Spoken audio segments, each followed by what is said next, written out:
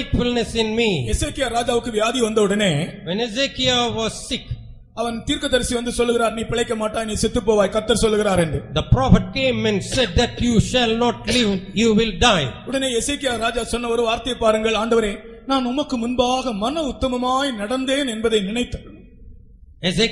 King Ezekiel immediately prayed to the Lord saying, Lord, I was living an upright life before you. கர்த்தரிடத்தில் சொல்லுகிறான், He told the Lord, உமக்கு முன்பாக மன உத்தமமாக நடந்தேன் என்பதை நினைத்தருளும். before you, my Lord, I was upright. Please remember it. கர்த்தர் உடனே ஜெபத்தை கேட்டு தீர்க்கதரிசி முற்றத்திலே போனவரை திரும்பி வர வச்சு, உனக்கு 15 ஆண்டுகள் கூட்டி கொடுக்கிறேன் என்று சொல்லிவிட்டார். What happened immediately? The Spirit of the Lord returned the prophet who was leaving from the court.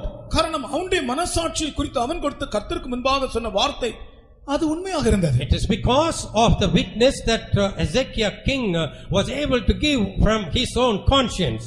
ஆனால் அதன் பிறகு, but after that, அதே எசேக்கியா ராஜா, the same Ezekiel king, என்ன காரியத்தை கர்த்தருக்கு சொன்னானோ அதை செய்யவில்லை. the same thing which he promised to do he did not do. அவனுடைய முடிவு ஆசீர்வாதமாக இருக்கவில்லை. And his end was not a blessing. காரணம், அவர் ஒரு காலத்தில் உண்மை உத்தமமாக இருந்தவன். Because அவன் ஆண்டவர் சுகத்தை கொடுத்த பிறகு அதே உத்தமத்தை அவன் பின்பற்றவே இல்லை.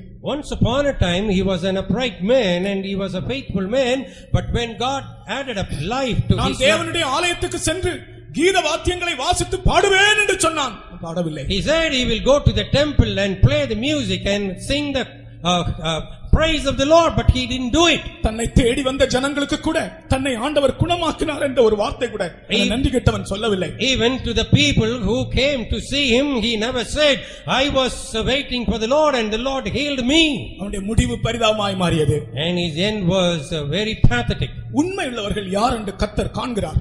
God will see the people who are faithful. இஸ்ரவேலின் ஜெயபலமானவர் காண்கிறார். And the strength of Israel can see that. அவர் என்ன செய்கிறார் என்றால், what does he do?